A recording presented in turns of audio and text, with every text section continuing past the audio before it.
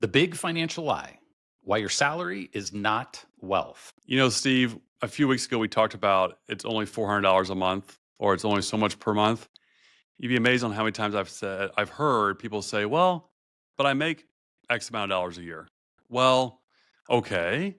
Does that really matter if you make $50,000 a year, $75,000 a year, $200,000 a year? If you're spending it all, where's that? What is your true wealth? So I think you make a great opening statement there. Yeah, I think as we talk about in the book, there's a lot of ways to accumulate wealth. And as you bring up, the biggest point is the second biggest question, maybe equal to the first one, is Right. how much do you spend? So a lot of times people just think the more money I make, the better off everything's going to be, the more wealth I'm going to accumulate. But what most people don't really think through is sometimes people just keep spending equal to what they're making. Right. And so they're ending up not able to put away some of the funds that they want to. We talk about in our book, we Yep. lay out Pat, an imaginary character, making $50,000 a year, and how simple it can be, relatively speaking, by taking 20% of Pat's salary and investing it and taking advantage of money from the 401k and HSA and those types of things, and having historical returns in the stock market, which again, nothing's guaranteed, but a conservative view on that, I would say, and how you can accumulate $1 million just by having 20% of a $50,000 a year salary, how quickly that can add up when you've got time on your hand. Obviously Pat in our book is so similar to many people, but obviously Pat was a made up person. But in my real life as a financial professional back in 97, I remember when I first started in the industry, I was visiting with a couple that was retired. They're about 80 years old, and they had accumulated about $1.1 million. And this is going back many years ago. But what surprised me is I was looking like in the rearview mirror on how they got there because I was intrigued. I was only 22, 23 years old.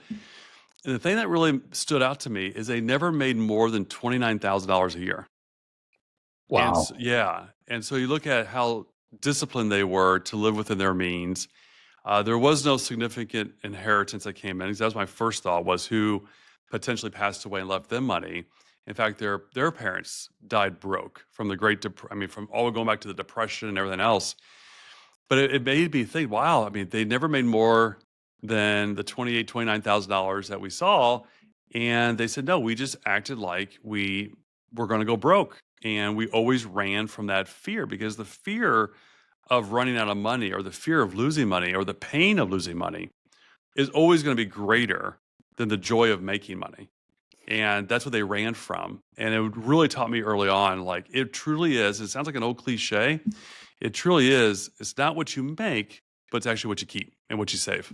Yeah. And that's a great story, especially with that salary that they had. But I know when we were going through the book, and probably probably a good opportunity for you to name names. No, I'm just kidding. That there's plenty of people that you've had maybe as customers of yours, clients of yours, but maybe not in terms of really large salaries. Top Mhm. 1%, I would think you would say, in terms of salaries. So $300,000, 400,000, 500,000, these huge salaries. Yet sometimes you're working on their portfolios and maybe their assets don't really reflect somebody that's making $500,000 a year. Yeah. I mean, you just have to Google, top whatever, top athletes, top lottery winners that went from a lot to bust, and look at those numbers. And there's so many stories out there, unfortunately, right? Mhm. That, when they inherit money, or somebody wins money, or lottery winners, or a lot of professional athletes. Um, this is a study that was done many years ago, so it's probably inaccurate today, but it's like around 2.5 years. And this free money that people receive is typically blown and spent. And I see the urge for a lot of young people who inherit to go out and start spending the money, because it wasn't necessarily something they earned. It's just a different mindset.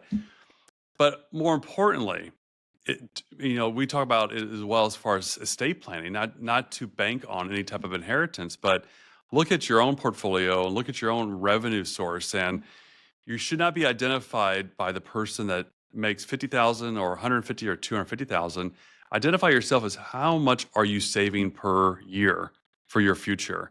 And Hmm. that's what's truly going to be the measurement when you're in your 60s and 70s and you're enjoying your retirement.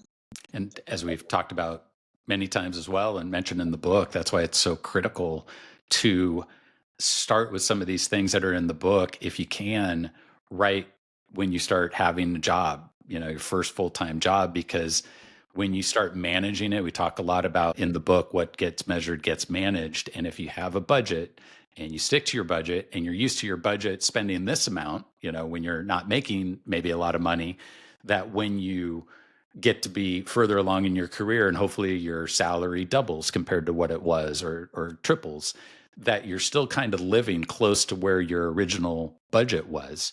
And that's just the way for your assets just to snowball in terms of what you're accumulating. But I think what unfortunately is happening based on these people and the athletes like you're talking about, that all of a sudden make a windfall of cash, or a lottery winner, their spending is directly correlated to Right. what they were. So if they were basically living paycheck to paycheck ahead of time, and then all of a sudden they may get this big windfall of money, now all of a sudden what they're spending goes up equal to it. Unfortunately, you end up in the same position where you were before. Right. And we talk about not to um, beat a dead horse, but the 50, 20, 30 model. 50% goes to what you need, 20% for savings, and 30% for all the wants in your life. So we're not saying or advocating that you have to save everything extra, but keep within the models and keep in Mhm. that 20%. Of course, more is going to be better for down the road, or for those unexpected things in life that happen, but not increasing that proportionately with what more that comes in is possibly a big mistake.